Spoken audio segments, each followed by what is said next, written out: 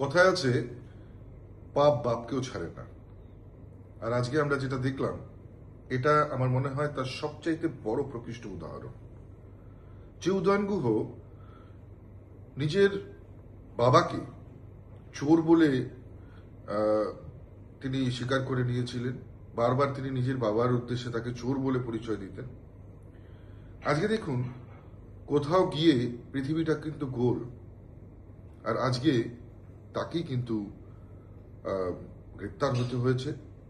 এবং একটা নয়, বহু মামলা।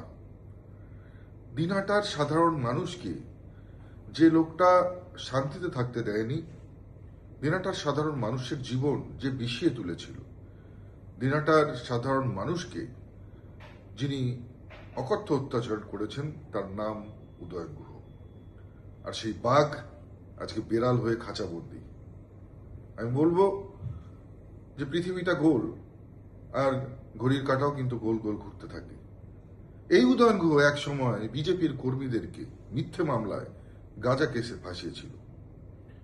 বহু সাধারণ পরিবারের যারা মহিলা, অর্থাৎ যাদেরকে ফাঁসানো হয়েছিল, তাদের স্ত্রীদের রাতের পর রাত তারা কেঁদে বালিশ ভাসিয়েছে।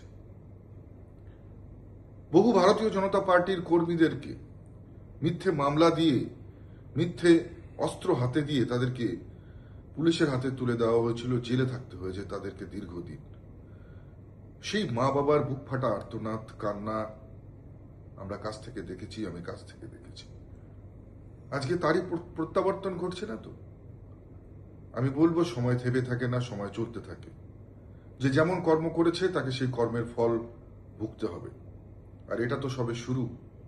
শুধু গুরু নয়, গুরুর যারা ভক্ত আছে, শিষ্য আছে, তাদেরও সময় ঘনিয়ে এসছে।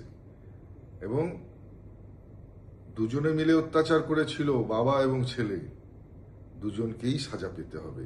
নিশ্চিত থাকুন, আইনের শাসন চলছে। আমাদের পশ্চিমবঙ্গে এখন রামরাজত্ব চলছে এবং দুষ্কৃতীদেরকে খুঁজে খুঁজে বের করবার কাজ চলছে।